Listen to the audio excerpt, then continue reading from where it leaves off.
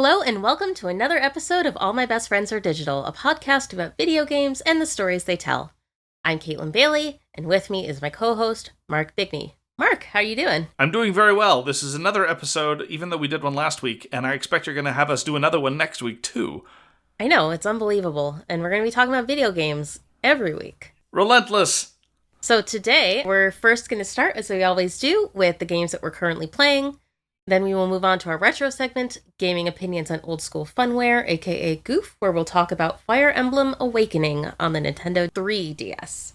Finally, we'll move on to our feature game, Doom: The Dark Ages, and then we'll do shameless hyping of upcoming titles, aka Shout, where we're going to talk about games that we're excited for.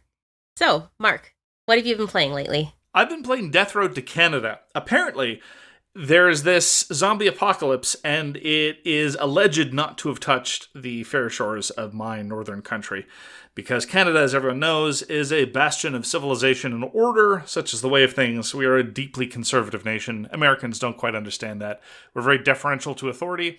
It's one of the reasons why the COVID outbreak didn't hit us as hard as it did you guys. I could go on forever, but I would alienate most Canadians and most Americans in the process. Death Road to Canada is an indie game. It is a pixel art zombie roguelite. And I didn't have a very good sense of the overall arc of Death Road to Canada. It doesn't really give you a good sense of that on the Steam page, but it went on deep discount, and so I decided to give it a shot, and here we are. So it's got a fair amount of personality. You have these randomly generated pixel art survivors that does a reasonably good job of rendering a whole bunch of wacky hairstyles, and they need to do it this way because the animation in the game is, shall we say, parsimonious in the extreme. It is literally the case that your little survivor only has 2 frames to indicate that they're running. There are more frames if you count that there's an additional set of animations when their back is to the camera nominally, because it's kind of an isometric perspective, but it's literally they just have these 2 stumpy legs that go up and down, and that's how it indicates that they're running as they bob along. Vaguely South Park kind of vibe in terms of the minimalism of the aesthetic, but with heavy doses of pixel art. The idea is that you are people who've survived the zombie apocalypse in Florida. You end up commandeering a car and trying to take the trek north to the aforementioned Canada on the basis that there are no zombies there. I'm willing to bet, I have never finished the game, I'm willing to bet that this might be what you call a vain hope. Okay. And the structure of it is you go along in your car. Every day you're consuming some amount of fuel and food. If you run out of fuel, you'll abandon the vehicle, although I was rather surprised at how easy it is to find another one, which is nice because otherwise it would be a huge drag. Okay, so you're not carless for like the rest of the game. That's good. I was afraid that was going to be how it worked, but indeed finding a new car is much, much simpler than say finding reliable sources of gas and food. And so most frequently in a lot of the runs that I made where I was making any sense of progress, I would only get new fuel by finding new cars, which is a kind of treating automobiles as one-shot disposable things, as though they were some kind of electronic cigarette or some such. I don't know why I made that an analogy, but here we are. And I was having a lot of fun with it at first. I found that the half-life of Death Road to Canada was a lot shorter than I would have liked, because the fundamental rhythm of there being an event for the day, and this often in the early parts is just looting a locale. Like there's this convenience store, there's this shopping mall, there's this bunker, there's this gas station, what have you. And your little team of survivors, you can have about 4 survivors, your leader that you're controlling, and everyone else follows you around. And you go scavenge whatever you can, pick up the little bits of food, pick up the bits of ammo, what have you. And then you head back to the car, and all the while you're dealing with zombies. And the strange part about this is, it was very discordant at first, but it fits the mood of Death Road to Canada. All of this is to very, very jaunty chiptune music. Okay. It's very peppy and upbeat sounding music, even as zombies are lurching towards you. Now, there are some events and some portions of the game where the music gets a little more amped up, but this is seldom, and it never really gets very intense. And the analogy that I would draw is it felt an awful lot like a lot of the other zombie games, but in a much quicker, breezy, lighthearted fashion. So I played a little bit of State of Decay. I think I tried a little bit of both State of Decay 1 and State of Decay 2. But it was just a little too leaden. It was a little bit too stately of a pace, and I wasn't really in it for the crafting elements. frankly. Sure. I wish that the States of Decay had leaned a little bit more into the sort of governmental aspect, which is kind of what the marketing copy promised. The standard old saw about zombie apocalypses is not the zombies that are the problem, it's the other survivors. Yeah. Death Road to Canada doesn't really do that too much. I mean, your gang of misfits might get on each other's nerves, and this is indeed very, very common. Or one of them might fart in the car, and that would be a huge deal. As I say, there's a lighthearted tone to a lot of this. Okay. But there are a couple elements that have made me not quite sour, but become less enthusiastic about it. And let me talk about them in a order of pressing. The most pressing thing is that it's more repetitive than it should be. Because, you're just looting locations in the early parts and possibly engaging in weird combat set pieces, like you have to escape from a zombie horde through the sewer or what have you. But interspersed with all that, there are all these little text encounters, little vignettes that happen while you're on the aforementioned Death Road to Canada. Mm-hmm. And I've already seen a number of repeats, and that's not a good sign at all. You can and should, in games like this, make a huge library of little vignettes because they're just a few sentences long, and a lot of them don't key off of any particular attributes that your survivors might have, not that they tend to be pretty feature-rich anyway. Mm-hmm. And so consequently, even in my second run, I started seeing repeats, and I'm like, oh, this is not good at all. Yeah. And so the first time you find the abandoned van that is made to look like a dog, you think, oh, that's kind of cute. But then when you find that same abandoned van in several runs, and then you have the same dialogues in that van with the different people, definitely dampened my enthusiasm considerably. That's too bad. Because you would think that if there's this whole thing of like, we're just going to grab something out of this library of stuff, that they would have a lot more. Yeah. And I don't know if there's some sort of secret meta progression that I need to unlock for more of this stuff to be done, or if I'm exceptionally unlucky, such that every run I've done, I've seen vague elements of repetition.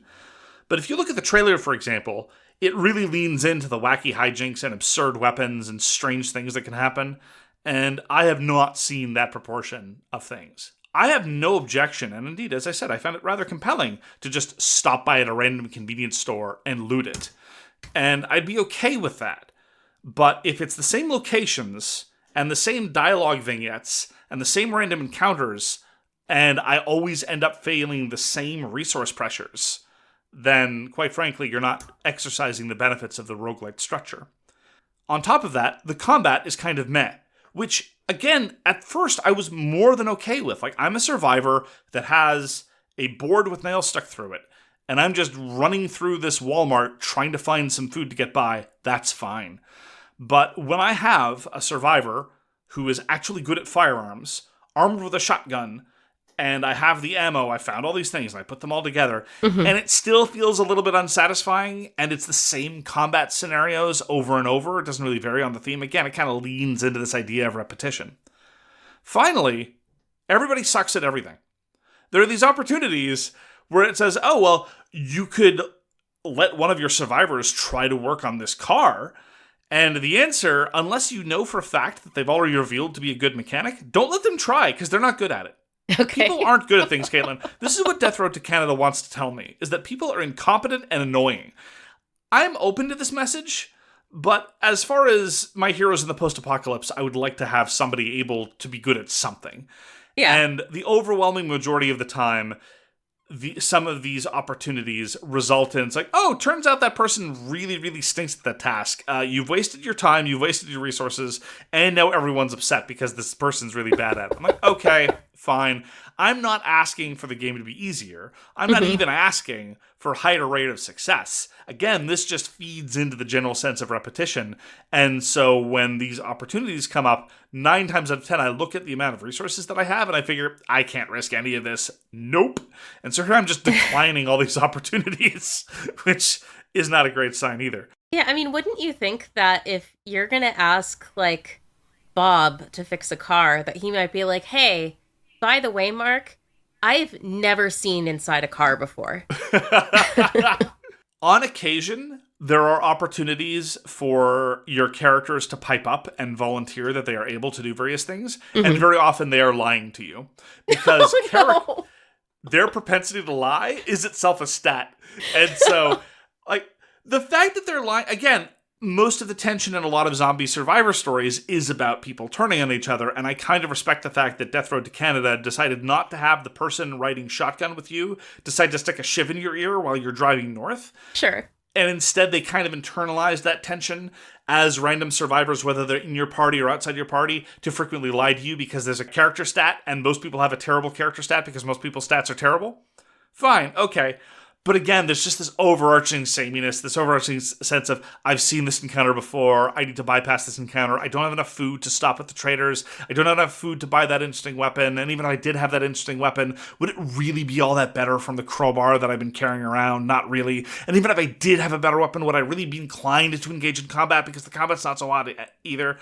I mean, I am genuinely very disappointed because the opening moments of Death Road to Canada were like, oh, this is jaunty and fun. This is great. These tiny little encounters that I'm having along in a roguelite structure. This is awesome. Yeah. But then when you discover that the inventory of encounters is so small and the resource pressures so reliably grinding, it ends up being less satisfying. So I put in a smallish number of hours of Death Road to Canada. As an indie title, it's hard to get too upset about things like value for money or anything. But frankly, as it is, I'm not finding it diverting. I'm not finding it interestingly grinding as like a horror survivor experience. And I'm not finding it as enjoyable enough as, hey, wacky stuff might happen experience. I really think they needed to dial up the wackiness if they were going to have this sort of tone and this vibe. And that might have liberated them to have lots more different kinds of encounters. I don't know. Maybe I'm just missing it, but that's been my experience with Death Road to Canada. All right. I've been seeing this Death Road to Canada around for almost 10 years now. I'm pretty sure it's been on my wish list for almost that long. Hadn't gotten around to playing it yet.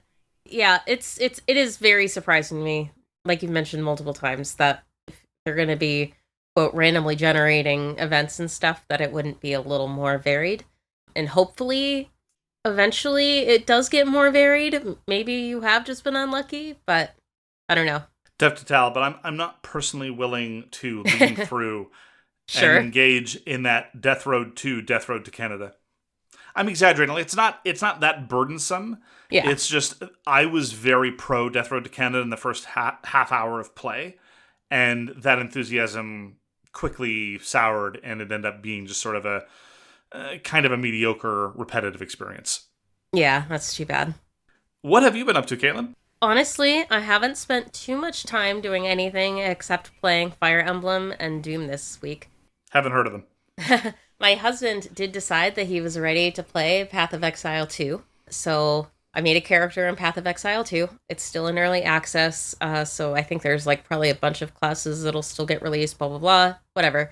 I decided to start with Huntress, which I then, like, Googled, just because I wanted to learn a little bit more about it, and of course the top result was like, does Huntress feel really bad? But whatever. I'm having fun so far. I've only been playing for about an hour, but I don't know, it's been neat so far. Very Path of Exile. Like, obviously, it doesn't feel too different. It looks pretty darn nice. There's a story that I don't know. All right, so if I'm being honest, I played Path of Exile 1, and by the time I played it, my husband Chris had already played quite a bit of it. So I did not take any time to learn anything about the story, anything that was going on. I was just like, okay, complete quest, go, go, go. And that's fine, because like the main fun of Path of Exile was not in the story. It was in, getting to do, like, come up with cool combinations of like this giant passive skill tree and all the skill gems that you can pick up. And it was very fun for that. Path of Exile 2, I'm not familiar enough yet with what all skill gems are available. The passive tree looks massive and absolutely nuts, and I'm excited to be able to get into it more, but for now I've only put in like 4 points into it, so it'll be a while before we get there. But yeah, I'm cautiously optimistic about, my excitement for playing more Path of Exile 2. Hopefully I don't completely hate the Huntress, and if I do, I guess I'll just reroll a different class. Correct me if I'm wrong. Never having played any of the Path of Exile games, the impression that I get is that it is basically like, what if Diablo, but you need a PhD in order to work it? Yeah, so, again, I can't speak to Path of Exile 2, but when I started Path of Exile, it'd already been going for quite some time, And there were so many different systems that I did not understand at all. And the only reason that I was able to do stuff some portion of the time was because I got Chris to tell me what to do. And, like, eventually, yes, I did get more comfortable with the passive tree and with all the skill gems, and, you know, I learned how to find different builds and stuff, but there were still... So, Path of Exile, and I assume the same goes for the second one, would have a whole, like, major release based around some special kind of event. And sometimes that special kind of event would only be alive for that patch, and then it would go away. Other times, if it were really popular, they would integrate it into the main game. But it got to the point when I started playing Path of Exile that there were so many, it was incredibly overwhelming. So it's like, okay, I'm going to focus on the basics, and I will get somebody else to tell me what to do with this event and that event and this event. And it was fun, but it was... If I'd been playing solo, I probably would have been like, oh my god, I don't care. Like, I'm just going to ignore that for now, if I had the choice to ignore it. So, yeah, I think I'd be very interested to see if for Path of Exile 2, they care to make the new player path a little bit less overwhelming.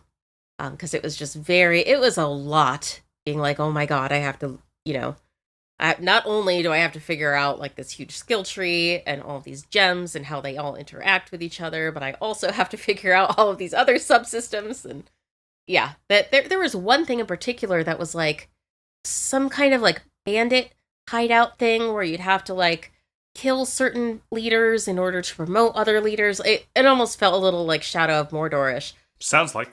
And like, the whole goal was to be able to have, like, this bandit leader who would be able to give you, like, certain loot or whatever. And it's just like, I just can't wrap my head around exactly who I need to kill and who I need to spare and who I need to get intel from. And it's like, no, I can't do it. But anyway, yeah.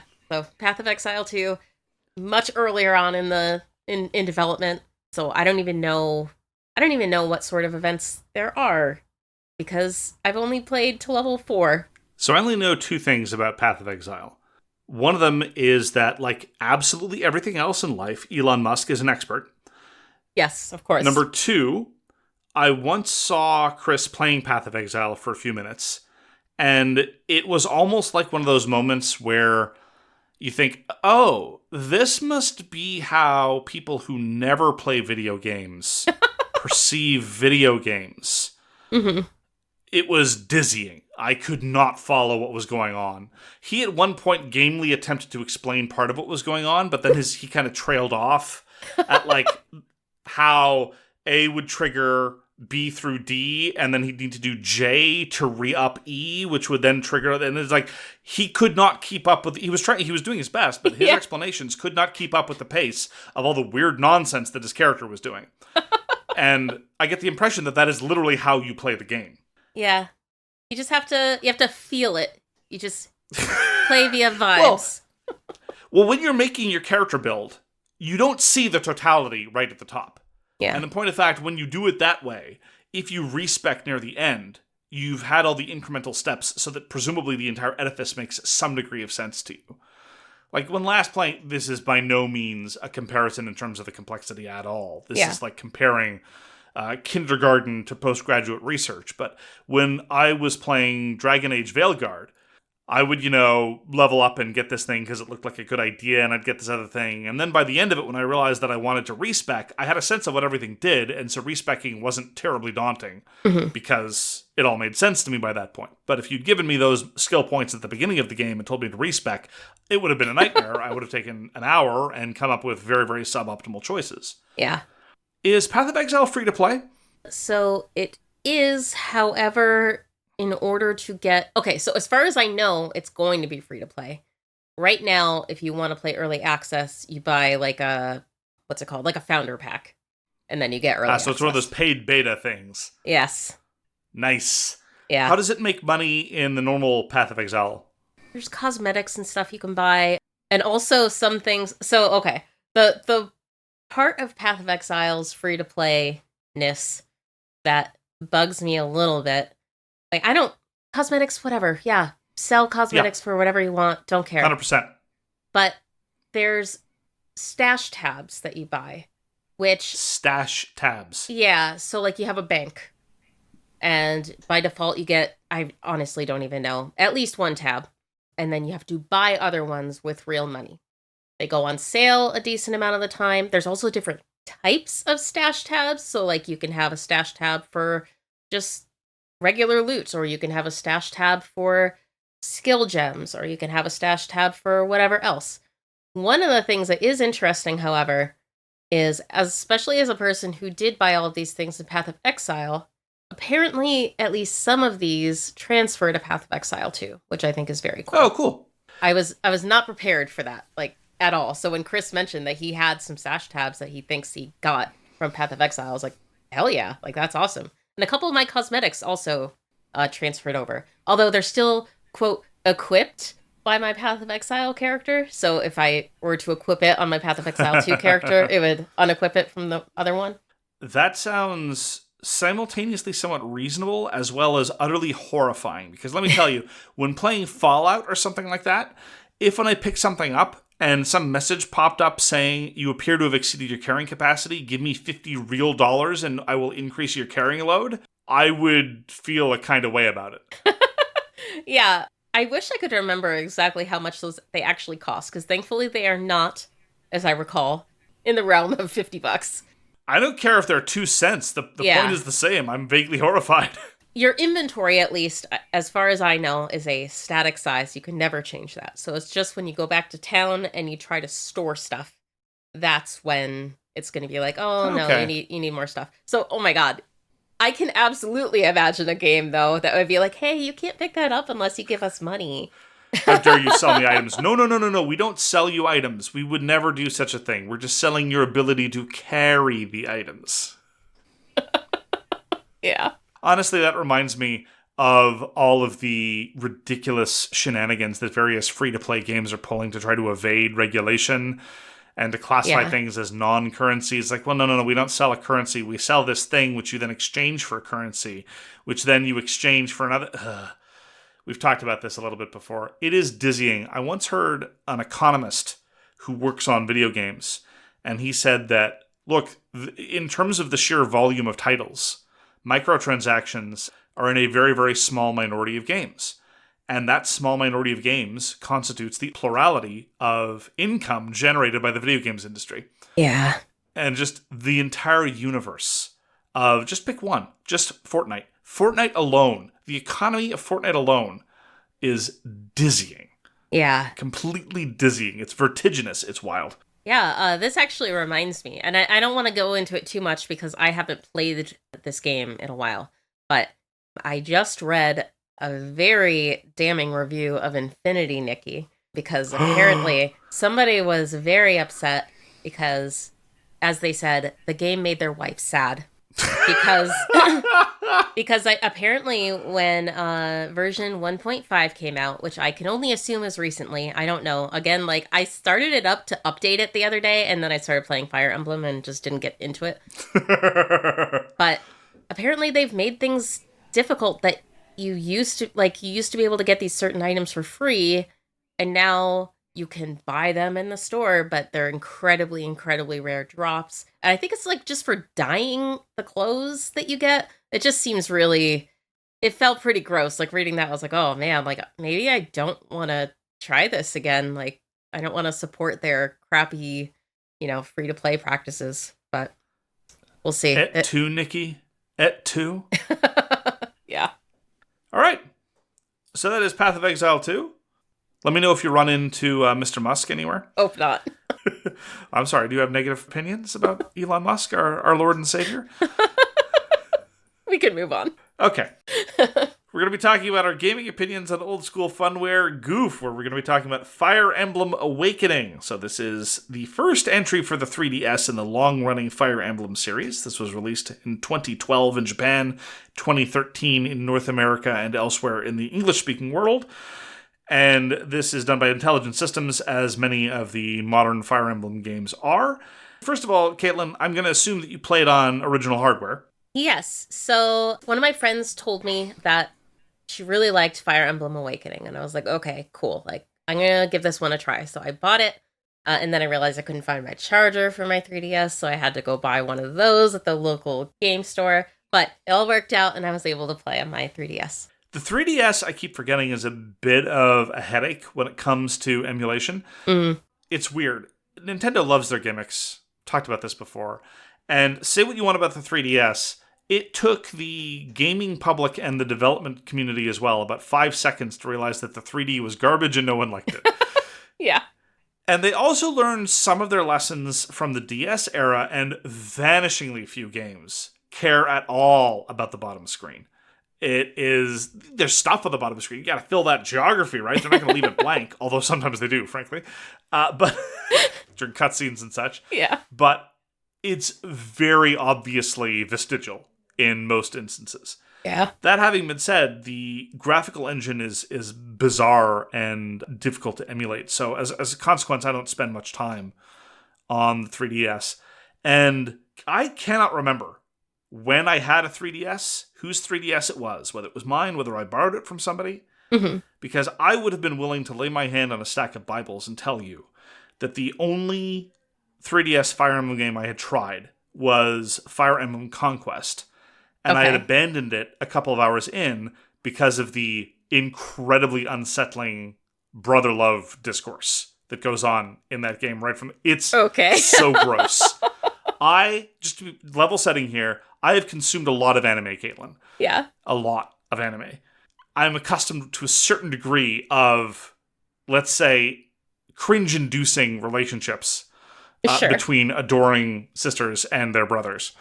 But Fire Emblem Conquest is on an entirely different level. And it got me on. I didn't play another Fire Emblem game until Three Houses. Wow, as I mentioned in our Three Houses review. That having been said, it turns out I had played through all of Fire Emblem Awakening, and I had just forgotten. What was Conquest for? Was that a regular DS game, or? No, it was for 3DS. It was 3DS, okay. Fire Emblem Awakening was the first 3DS Fire Emblem game. Okay. They followed it up with the sort of trilogy of Fire Emblem games. There was Conquest, there was Birthright, Fates, and it was called right? Fire Emblem Fates. Collectively, it's called Fates. Yes. Okay. I didn't realize. So, wait, is Fates is multiple games? Yes, Fire Emblem Fates consists of Conquest, Birthright, and Revelation. I see. Okay. And I have not played those. I played a little bit of Conquest and gave up in disgust. And apparently, the experience was so traumatic, it blew Awakening straight out of my mind. Yeah. But my understanding is you have less experience with the Fire Emblem series than I do, Caitlin. Yeah, so I bought Fire Emblem for the Game Boy Advance way back in the day, and I may have started it, but I don't think I ever made any meaningful progress. So Three Houses was effectively my first Fire Emblem game ever. While playing Awakening, I learned that I think I love Fire Emblem games. So I love Fire Emblem games. I'm a huge fan. I started with the first one for the Game Boy Advance. I say first one, that was the first one that was localized. Yeah. I realized, thank you, please stow all your emails. I'm well aware. I've indeed tried some of the fan translations of the earlier ones, so trust me, I'm in there deep. I'm with you. And the Game Boy Advance ones were so good. There's Fire Emblem and Fire Emblem Sacred Stones. Mm-hmm. And the key thing that I liked about them, frankly, that I felt was missing in more modern titles, was the glorious fight animations. Well done 2D animation, I think, is going to beat most 3D graphics much of the time, as far as I'm concerned. And that's absolutely the case. It's one of the reasons why I passed on the GameCube Fire Emblem, which I will intend to go back to someday, because it uses 3D graphics. And frankly, the little animations in Fire Emblem Awakening are fine. They get the job done, but they're not nearly as cool as the very stylized, lavishly animated things you do in the Game Boy versions. Mm-hmm. And I'm going to ask you a pointed question, Caitlin. On a scale of 1 to 10, how ooked out are you by the fact that these people don't have feet? Wait. You didn't even notice? No. What is wrong with you? They walk around on stumps. What do you mean they don't have feet? Take a look, pull up, open your save game, do whatever you want. They do not have feet, Caitlin. I cannot believe you didn't notice. I know. I can't believe it either. So yeah, in the artwork, in the promotional artwork, wherever, yes, of course. Sure, yeah. In the 2D stills, they have feet, of course.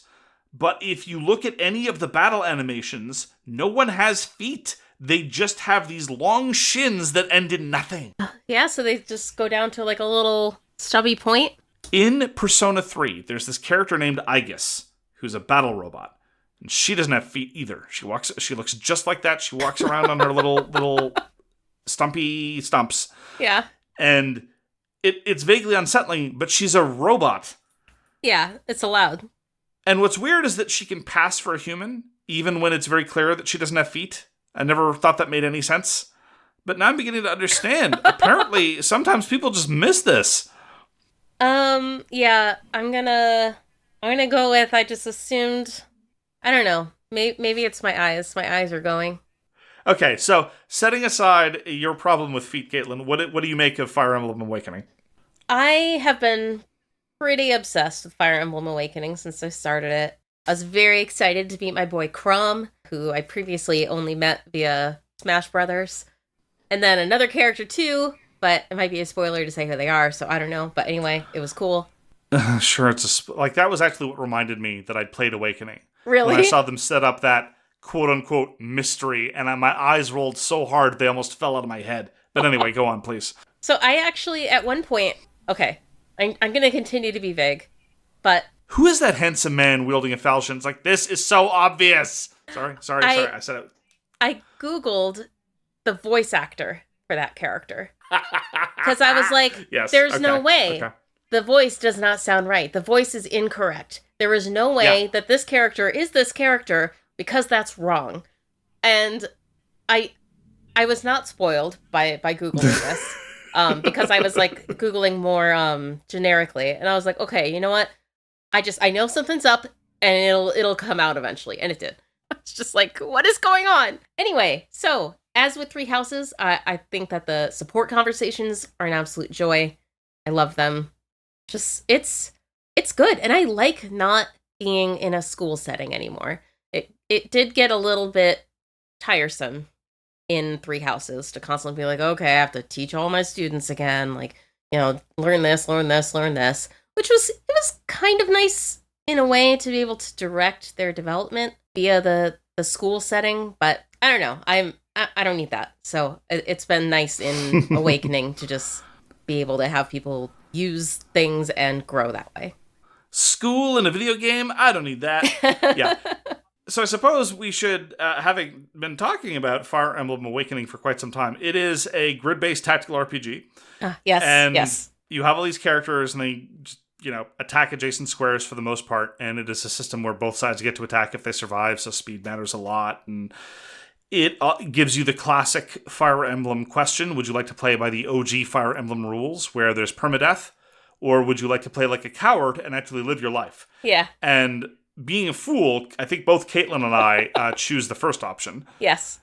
Which is the route of replaying battles 5 times because that random person on the flank got exposed and died. Yeah, Fire Emblem is one of the few game series where I feel compelled to play in a way that is objectively more annoying just because it feels more right to me. But it's like, ideally, you're a person who wants everyone to live, and therefore you just play on the chill version, and you don't care. You can save in battle and just reload, just back to your previous save, whatever. Or you're okay if people die, and you play the more hardcore one, and people die, and you're like, oh, that's so sad, but, I'm gonna keep living my life, and we're just gonna finish the fight. No. I have redone so many fights. I'm pretty sure that my playtime has got to be at least 30% longer than is actually represented on my on my save, because I reload a lot. A lot. I maintain that to a certain extent there's a problem in the difficulty levels of a lot of the Fire Emblem games. In my experience, if you play the OG hardcore way, the game is quite difficult, and sometimes you're just going to have to deal with a frustrating mission or two where you have to replay it an awful lot of time, and then you might have to get a little bit lucky. I find that preferable to the alternative because I've played for a little bit. I can't remember which title in particular. Yeah. But they've all had this pattern. I've played the more laissez-faire way where everyone comes back to life between battles, and there the game becomes trivial. I can't take anything seriously. It's so easy in comparison. You're fine just like sacrificing somebody because they're going to do a lot of damage. And yeah. Oh no, half my force is dead. Who cares? It's really, really, really too easy. It's wild. Yeah. But let's get back to this school element. I agree with you that the school conceit in Three Houses was a little bit done to death, but I did appreciate it because I was reminded when replaying Fire Emblem Awakening about all the reasons why I like Three Houses so much. Because in all the other prior Fire Emblem games, training a character up is so tedious and difficult. Let's say you want a character to equip a certain kind of weapon. So you want to respec a character. Like one of those characters that can either use lances or swords. And it's like, okay, well, they're currently using lances. I'd like them to beef up their sword proficiency. That just requires you to spend a long time in fights doing very suboptimal moves just so they can become mildly incompetent at a certain thing. The school structure allowed you to have the battles be battles and then do all your social, most of your social stuff, not all, but most of your social stuff and most of your proficiency stuff effectively between fights. And I was a huge fan of that liberty because I was reminded here where all there is fighting, and yeah, the game proceeds at a much faster clip.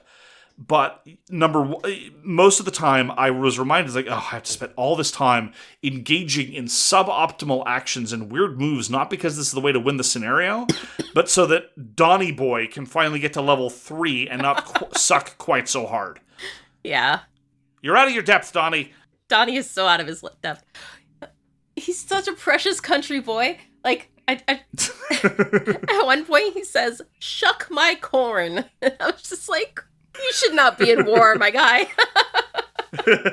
I was also reminded of another virtue of Three Houses, which is that it gave the supporting characters a little bit more time to breathe. Because we commented when talking about Three Houses, and I maintain this is true, it is one of those great instances of they start out as these endearing one-note characters, and then over the course of support conversations and dealing with them in the school, they get somewhere between half to 2 extra notes. So by the end of it, they end up as like 1.5 note characters or 3 note characters. In Fire Emblem Awakening, as I was gradually remembering all these characters, like Vike, for example, I'm like, oh, this guy. He's got his shtick. He's got the one shtick, and that's it. And yeah, some of the support conversations are charming, but they're very difficult to unlock unless you specifically be like, okay, these two are buds. They're going to talk to each other all the time. Yeah. And even then, a lot of them are just, oh, here we are at support level S. We're leaning into the shtick. Okay. That guy who hits on women inappropriately, he really hits on women inappropriately. Still does it. Vike is an obnoxious autodidact who thinks he's amazing. He remains an obnoxious autodidact who thinks he's amazing. Like, they're fine. Yeah. It's just, I remember being pleasantly surprised by the characters in Three Houses. Yeah. And Fire Emblem Awakening is just very much, Crom and a couple other characters, they're kind of okay.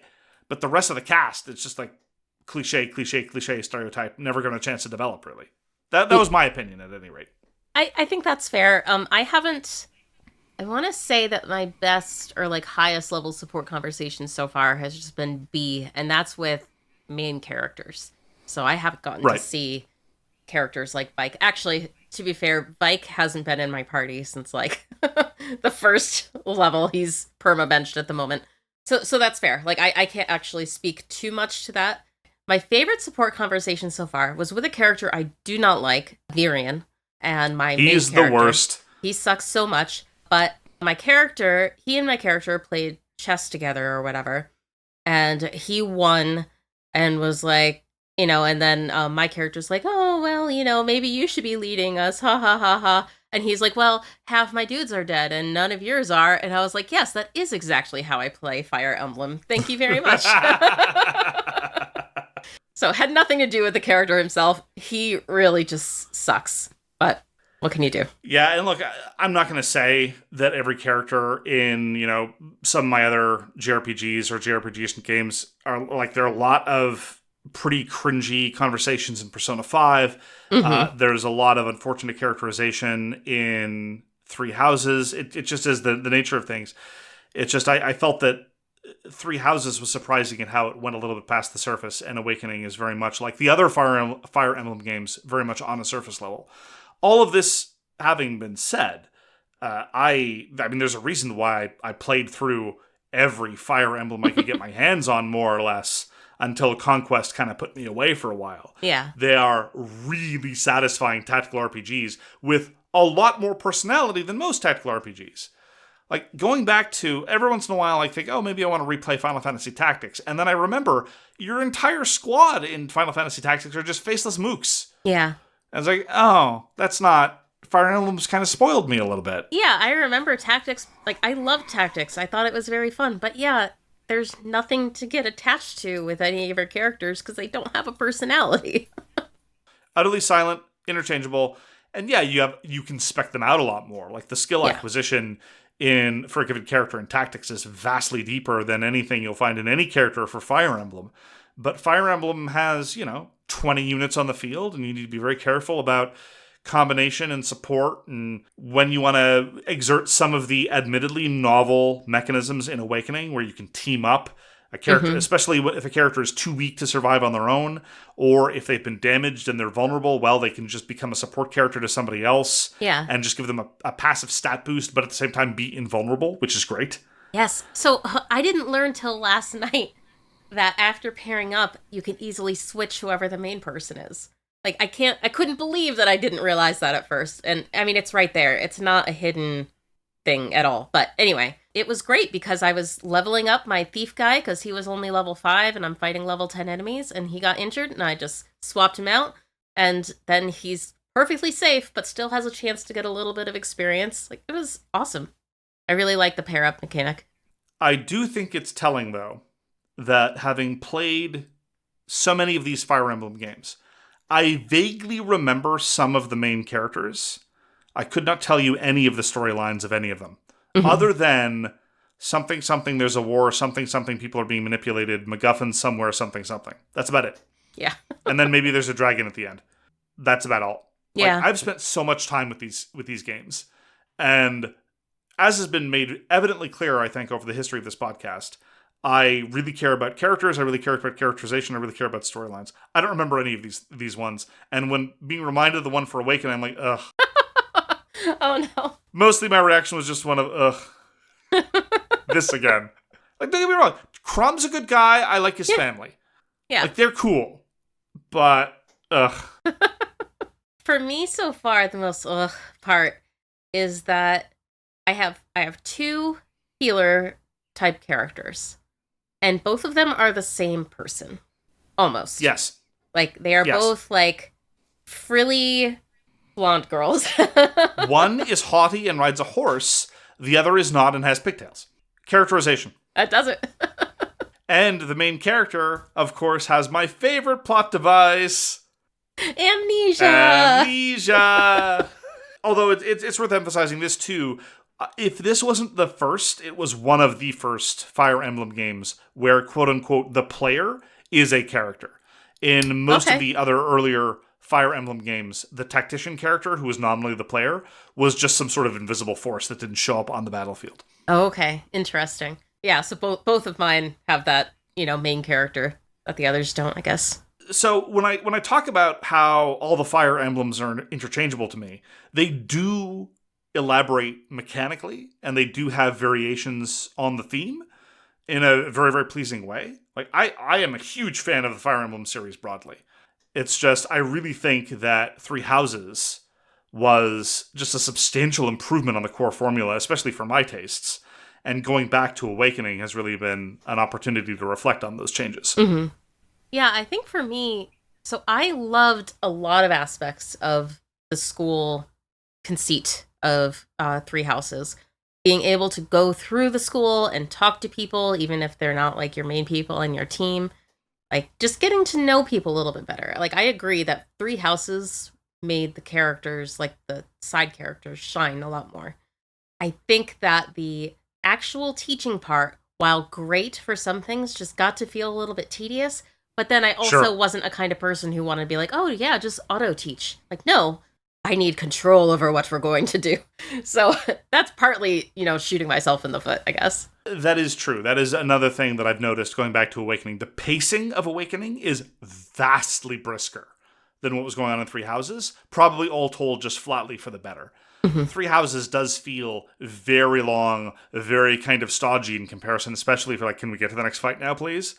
I don't want to have tea with this random. No. Can we just? And Three Houses is like, no. Have you filled out your syllabus yet? Yeah. Have you submitted your expense claim? Oh, and I grant you that is absolutely a very, very different vibe, and not always for the better in terms of just sheer pacing. Yeah. This was also the first time that I realized that the Fire Emblem could be a physical object. Apparently it is. So like King Gangrel's like, you need to give me the Fire Emblem. And I was like, oh wait, that's not like it's not a concept, it's an actual thing? Okay. There's always a series of MacGuffins. Sometimes there's a Fire Emblem, sometimes there isn't. But there's always going to be a MacGuffin somewhere, some sort of mystical source of energy. I mean, it's ubiquitous in video games. Hell, even Clair Obscur Expedition 33 had plenty of like, oh, we need to go get the chroma now. We need to amass more of the... You could just put Fire Emblem on top of any of this. It's like, oh, well, we can't pass the barrier until we get the Fire Emblem or whatever. Maybe all games should get together and just use Fire Emblems now. That's all we need. There's no crystals anymore. There's no magical reservoirs. There's no artifact. There's no special key of Azrahat or Heart of the whatever. More on that later, listeners. Yeah. All Fire Emblems. Fire Emblems all the way down. I could get behind this. Yeah, me too. You don't need to learn new terms. It's just all Fire Emblems. I'm glad we've come to this realization. Having solved this one thing, we'll never have to disagree about anything ever again. This is unity. So I'm glad that this has made you really appreciate the Fire Emblem series, because I really can't recommend the Game Boy Advance ones highly enough. They're lovely. They're great. The mechanical improvements are there for later ones. Sure. But frankly, the core formula is pretty well established by the time you get to the Game Boy Advance ones. Yeah. And they're very charming. I'm very excited to play them. Like I said, I've had, Fire Emblem forever, and I just picked up the other advanced one that you mentioned, something... Sacred Stones. I noticed that the game store had that when I went to go buy my 3DS charger, so I ended up picking that up too. There's also many, many, many, many fan-made Fire Emblems using the Game Boy Advance engines. Oh. And many of them are very highly regarded, so maybe at some point in the future we should take a look at one of them. Yeah, that sounds fun. All right. All right, we are going to take a short break for some ads, and we'll be right back. And we're back. Now we're going to jump into our feature title, Doom: The Dark Ages. Mark, why don't you tell us a little bit about Doom: The Dark Ages? So the Dark Ages is a term used often in historical context to refer to a period of retrenchment, of a sort of rejection and abandonment of hard-won previous knowledge, of stagnation, of regression. It is also a reference to a historical period. Rimshot. So Doom: The Dark Ages was released this year. You didn't like my joke? It was wonderful. I loved it. I don't know. Now you're just pitying me. I don't need your condescension, Caitlin. You didn't like the joke. I was very proud of that joke. Oh man. It was good. It was good. I don't believe you. I don't think you liked it. Doom: The Dark Ages was released this year by id Software. This is the sequel to 2020's Doom Eternal, which in turn was the sequel to 2016's Doom, which in turn was the reboot of the series from previous Dooms 1 through 3. And it is more Doom, now with a shield. Yeah. Did you play the prior Dooms, Caitlin? So the last time I played Doom was Doom 1993. I don't believe I played 1993 because it was too bloody for me or whatever. I don't know. I was in 3rd grade. But eventually I played Doom. And so this is my first Doom since the OG Doom. Oh, okay. Wild. I wasn't a huge fan of the OG Dooms, mostly because I was a little bit burnt out on first-person shooters from, of all things, Castle Wolfenstein. Okay. Which was kind of the first modern first-person shooter. I played the crap out of Castle Wolfenstein. So when Doom came around, I was a little bit blind to its improvements over the formula. Mm-hmm. The next kind of first-person shooter that really grabbed me was Descent, which isn't really a first-person shooter, but it kind of is. It's kind of a hybrid between first-person shooter and space sim. Anyway, I think Descent's great, and I think it's aged very well. I've been playing it on Portmaster. Oh, nice. Which is something I've talked about before. So, here's the thing you need to understand about Doom 2016. Yes. Which was the sort of reboot of the series. The opening is kind of iconic, because what happens is the main character, who's the Doomslayer, kind of wakes up on some sort of slab. Some sort of comms guy starts yammering at him about what he needs to do. And before the dude has finished a couple of sentences, Doom Guy smashes the comms. Okay. And this joke repeats itself several times over the course of the game. Someone's like, okay, look, here's what you need to do. You need to go activate the reactor, and then Doom Guy smashes the comms. Because what Doom 2016 said was, we are not here for story. There is no run button. You are here to destroy things in gruesome ways. Yeah. It introduced glory kills, which has now been ripped off by a whole bunch of other games with these semi-elaborate but nonetheless very, very quick animations of disgusting and painful-looking ways to dispatch an enemy, usually with unarmed mangling. Mm-hmm. And if anything, a lot of people really felt that Doom Eternal was a bit of a step back. Because, this is controversial, I don't really have an opinion one way or the other. Because Doom Eternal introduced a whole bunch of new mechanisms, and there were a lot more tricks. It's like, okay, you use this trick against this situation, and this other trick over there. The one thing I really didn't like about Doom Eternal was there were some extended platforming segments. They're like, that's not what I'm here for. I'm sorry. So I played all the way through Doom 2016, played a little bit of Doom Eternal, and now we're here with Doom the Dark Ages. And Doom the Dark Ages seems to think I care about all this nonsense. Like the prince of whatever needs to go get the thing so that the king can't do the whatever, the city's gonna, and then I almost laughed myself to death when I saw the Creed makers. Maker spelled Maykr. I'm like, give me a freaking break. Honestly, it's like they were trying to be the thing that Doom 2016 was making fun of. Mm-hmm. And I gotta ask you, Caitlin, do you care about any of this? So, no. I mean, I'm sitting through this story. I have absolutely no idea what is going on. I'm like, oh, they have Doom Guy in a weird cage, and he's like maybe mind controlled or something. And then there's all this stuff going on. And it's just like, I thought that Doom games were just demon murdering. Yeah. And I'm being forced to watch a lot of cutscenes I probably could have skipped, I don't know, where I'm not demon murdering. Yes.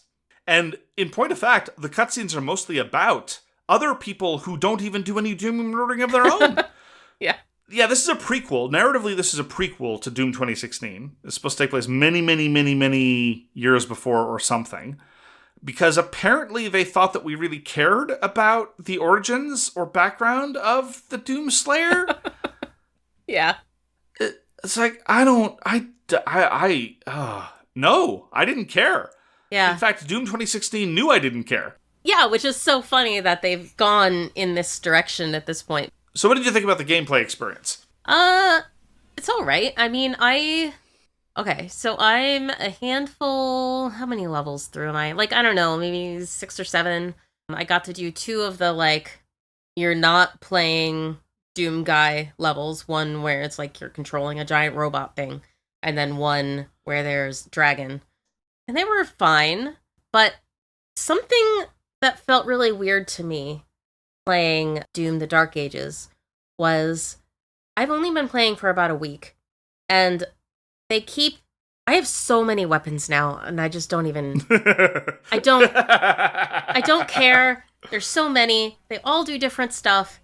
And like, I don't know, I find myself, there's not that many mechanics, but I'm finding myself forgetting how to do stuff because it's like, oh, I just had to learn all the dragon commands for dodging. And now it's like, oh yeah, but now I'm playing Doom Guy and I need to shield reflect the green stuff instead of dodge it.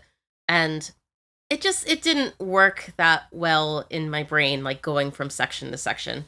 And it was fine, but I don't feel any great desire to return to the game after I close it. Yeah, so there was a lot there, and I agree with all of it for what it's worth. Let's start with the weapons. There are a fair number of weapons, and they're really kind of boring. Yeah. I remember every upgrade I got, every upgrade point you got in both Doom 2016 and in Doom Eternal, I really cared about, like, ooh, my assault rifle can get a mini missile rack attached to it. That sounds badass, and it is. Oh, my combat shotgun can get a grenade launcher. That sounds badass, and it is. Whereas here in Doom the Dark Ages, it's all like, okay, well, Your combat shotgun now sets larger enemies on fire with a very, very minor graphical effect, and then they just start spewing out armor pickups at you. Yeah. Effective? Absolutely. Very effective. Turns you almost immortal in lots of contexts. Visually exciting or particularly cool? Not in comparison. I find myself every time I'm at one of those stupid shrines and I can buy upgrades thinking like, oh, I don't know, I don't really care. And so many of the weapons are just different variations on fully automatic weapon. Oh, this one has a slightly better range. This one has a slightly better spread, but they're all just fully automatic weapons. Okay, fine. Various flavors of carbine. Okay, cool, whatever. Yeah. Doom, the Dark Ages, wants us very much to care about the shield. And you start off, at the beginning, yes, you can block things, of course, like a sissy. You can also, at the start, engage in a shield charge, which might have been cool if it weren't so ridiculous, frankly. I wasn't expecting it to blow up all the demons in like a 20-foot radius. It's got a range of like 200 yards, and everything at your impact level explodes. It's really bizarre. Yeah. It just... I can't believe I'm saying this. Even in the context of a Doom game, it strains credibility. Like, granted, when it's a Doom game, it's a different standard of credibility, but it can still be broken. Like, your suspension of disbelief can still be tested even in a silly game where you're shooting demons with a shotgun. And the shield charge, for me, totally blows it. I could not figure out any in-universe reason why everything would just die that close. Like, a small radius, maybe, but that's a huge radius. And all the little guys just die instantly. And it's like, why have guns when I could just, hold in right-click and left-click on things, Then there's the glory kills in your melee attacks. A lot of the game... There's no chainsaw anymore. One of the most iconic weapons in the history of Doom is gone. You don't do chainsaws. And it's replaced with melee attacks. And all told, I have to say, I was genuinely shocked. The whole thing about how Doom made fun of cutscenes and Doom the Dark Ages leans into cutscenes. Okay, whatever. Franchises grow. All right, fine. I think they made the wrong choice. I think that Doom was very good at making fun of this, but okay, fine, whatever. I'll forgive it. But they maintained the glory kill mechanism. But instead of it looking like a glory kill, it looks like the weakest sauce in the history of sauce making. There has never, ever, even during the Great Depression when everything was being watered down, there's never been weaker sauce than the melee attack animations and the quote-unquote glory kills in Doom the Dark Ages. Honestly, you could have, with every one of those animations where Doom Guy just basically holds out his arm gently, and that's expected to be some sort of massive pulverizing melee thing of death, they could have played some kind of bounce cartoon sound effect or some voice clip of someone going, ugh, and it would have suited the animation. Yeah, I fail to understand how your melee attacks are able to do that much damage compared to your giant guns.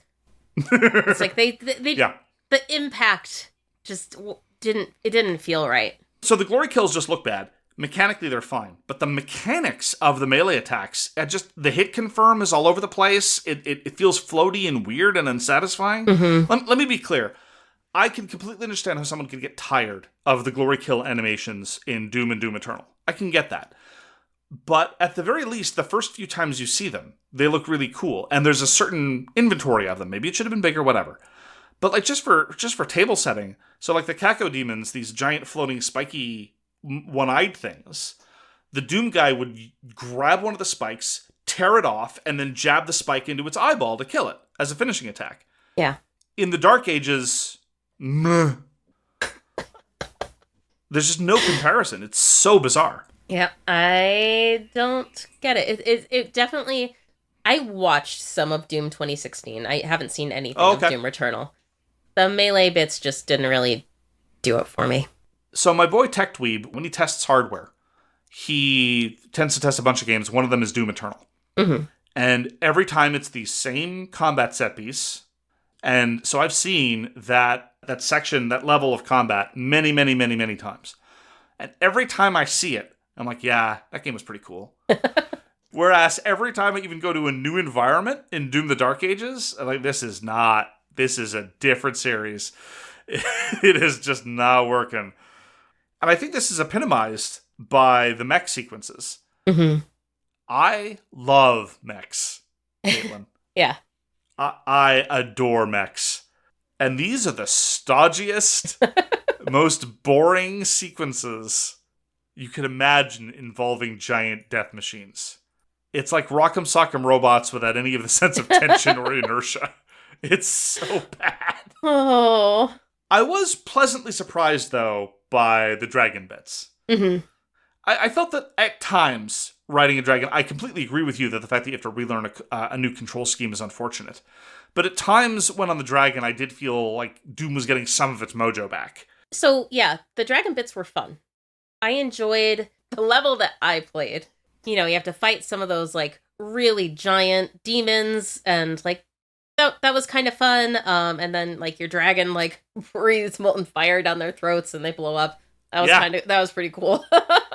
It is. Yeah, taking out, like, those big ships, seeing your dragon, like, do this big, like, heavy landing on those landing pads, and then you get to, get off the dragon and do some non-dragon stuff for a bit.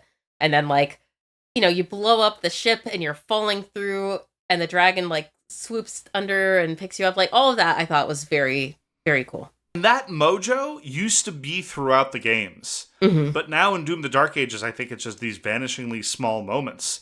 And the combat's fine, it's okay, but it just doesn't have the same swag. It doesn't have the same sense of connect. Like, Doom 2016 did not have a run button. You were just running all the time. Yeah. That was the expectation.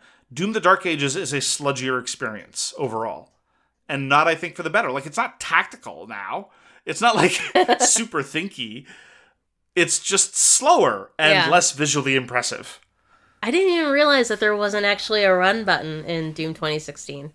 That's really funny. Because, I just want to be running all the time. Why are you having me not run right now? Yeah, why walk is Doom 2016's question. Yeah. And it took the introduction of the laser-winged rocket dragon for Doom the Dark Ages to get kind of cool again. Yeah. And to have, like, decent glory kill animations. Because not even the giant robot could get its mojo back. It's so weird. I do not understand what the thought process was behind Doom the Dark Ages. Like, we tried being cool and fast. Let's now be a little more sedate and weird. Yeah, the giant robot should have felt amazing. Like, yeah. And it was cool being able to, like, walk through a bridge and stuff just falls everywhere. But, like, that was it. You don't even do anything cool. All you're doing is just walking through a bridge and, it falls apart. And then there's all these, like, more giant demons, but it didn't feel that good fighting them. And it was all very samey. Like, fighting the first demon was like, okay. But then it doesn't change after that. It's just more fighting the same giant demon in the same way. Part of me wonders if it would be too unfair to blame Warhammer 40k. Mm-hmm. Because I get a tiny bit of a Warhammer 40k vibe from people talking about demons and various occult gobbledygook and nonsense at that level. I don't know. But I don't care. And every time one of those cutscenes starts, I just wish the Doom guy would just smash the communicator and just not care. Yeah. To a certain extent, I will freely admit, a lot of this sounds like, and this is different, and I don't like change. Absolutely. And I wasn't a massive fan of the previous Doom games, but I did enjoy them. Yeah. But a lot of it is just, as I say, nothing that happens is particularly cool or interesting. And they spend all this time yammering at us at this boring nonsense and setup. And the moment-to-moment combat is not as satisfying. So, I for one, I wasn't expecting a huge amount out of Doom the Dark Ages, but I confess I come away disappointed. Yeah. Yeah, I wanted to get through the dragon level just because I was like, I don't know, there's a dragon. Like, dragons are cool. I like dragons. And it was fun. I'm glad I did. But I don't know if I'm gonna play anymore. Yeah, I'm done with Doom the Dark Ages. It makes me want to finish Doom Eternal or replay Doom 2016. Yeah. I highly recommend Doom 2016. It's really cool. And it makes a lot of smart decisions in what is fundamentally often a pretty stupid genre. And I say that with affection. Final question, just because I'm curious. At what difficulty level were you playing? I played on the easiest one. The easiest? Easiest, yes. Oh, okay. Interesting. And I'm surprised you were able to stay awake. Yeah. I was reading about people complaining, even on the most difficult one, that the parry window or reflect window, whatever you want to call it, with a shield was too much. It was oh my goodness, ridiculously permissive on easy. Like, I would see green and at some point hit my right click and it would reflect and I'd be like, oh boy. So I probably shouldn't have played on easy, but I was worried, having spent months now talking about why does every game need to have a parry system? Why does everything want to be Dark Souls? Yeah. I'm like, oh, there's a parry mechanism. Oh, great. Calling it a parry is very strange because the window, even on, I am at Ultraviolence, which is one, it's weird. Their difficulty levels ever since the beginning, ever since the first Doom in the 90s, have used these silly terms. Hurt Me Plenty and Ultraviolence and Nightmare and all that stuff. Yeah. But I'm at one difficulty higher than the default. And the parry window remains absurd. Again, almost comical. Like the shield rush. It's like, I realize what thematically you expect me to believe is happening, but I cannot believe that I'm able to wave my shield such that something half a kilometer away is now reflected. But anyway, fine. Whatever. This is how it works. I'd much rather that than the game, like Clair Obscur, be effectively gate-kept behind parry timing presses. But this is just a general gripe, and a number of games do this. If you have a way that you intend the game to be played, have it be the default difficulty level. Don't have there be a default difficulty level and then have a one harder or one easier say, this is how we intended for it to be played. I just get confused. Yeah. Like, call it normal. If you want your game to be hard, make it a hard game on normal. From Software does that all the time. Yeah. Call it normal or medium or whatever, and explain that this is the default expectation of how you play. Put in other words there if you want, like say, this will be very challenging even for experienced gamers. Fine, do whatever you want. But don't have 5 difficulty levels, one of them be the default, none of them called easy, medium, or normal, and then tell me that the default is not how you expect me to play the game. I get very confused. And on top of that, there are a number of complaints about how at the default quote-unquote difficulty level and easier, it is absurdly easy. As I say, I'm playing one difficulty level higher, and I'm finding it pretty darn easy. Yeah, I've died a few times because I am bad at the game. And I honestly I forget how to, like I said, I forgot how to parry, or that I had to parry the green stuff, and I kept trying to dodge it because I had just been on the dragon, and that wasn't working. And it was a whole thing. I'm not inclined to try it on another difficulty level, but I was surprised by what I experienced, I guess, especially with respect to the parry window. It's less of a parry window and more of a parry chasm. Ha-ha! Well, with that professional level wordplay, that was Doom the Dark Ages. So let us close things out as we always do with some shameless hyping of upcoming titles. What would you like to shout out for us, Caitlin? So today, I'm going to shout out to Gold Adventure Gold. Yeah. It's a silly game. So actually, I don't know, sounds pretty serious to me. I highly recommend checking out the trailer, just because there's a song where I'm pretty sure the only lyrics are Gold Adventure Gold. It's a little bit, like, it's catchy. It gets in your head, and it's just like, oh my god, that's all I can hear. So every time I read this, I just hear this song in my head. But anyway, it comes out in early access later this month. I was a little bummed because at first I thought it was getting fully released later this month, but it's not. So anyway, June 20th, early access. It's a colony sim. So the thing that it reminded me of the most was Black and White, that old PC game where you literally play God and you have like your little pet that you kind of teach how to interact with people. Don't eat them unless you want it to be evil, whatever. Yeah, an old Peter Molyneux joint, yeah. Yeah, and the gist is you're supposed to attract adventurers to your town, you assign them quests, you build a city, and you raise a pet god beast. And just like Black and White, it seems, you have to teach it right and wrong and stuff like that. It looks cool.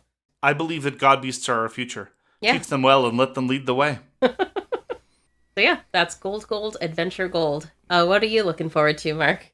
So Hibernian Workshop, the people behind Astral Ascent, are about to crowdfund their next game. It's going to be a top-down 2D adventure-y thing called Fallen Fates. It has a very similar graphical style to their previous game, Astral Ascent, and Astral Ascent is a massive favorite of mine, as I've said a number of times on the show, and so I'm looking forward to Fallen Fates. When and if it shows up, it'll probably be, 4 years from now, but whatever.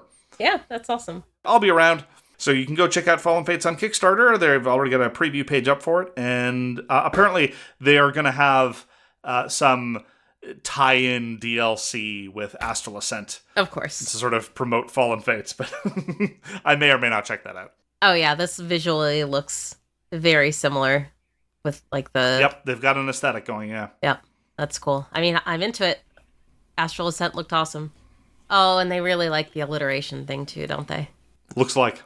Cool. I mean, an interesting dismissive comment for you to make, given that you just hyped up Gold, Adventure Gold.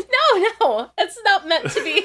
That's not dismissive. This wordplay is really a kind of entry-level. Alliteration is really kind of basic. You want some sophisticated wordplay like Gold, Adventure Gold.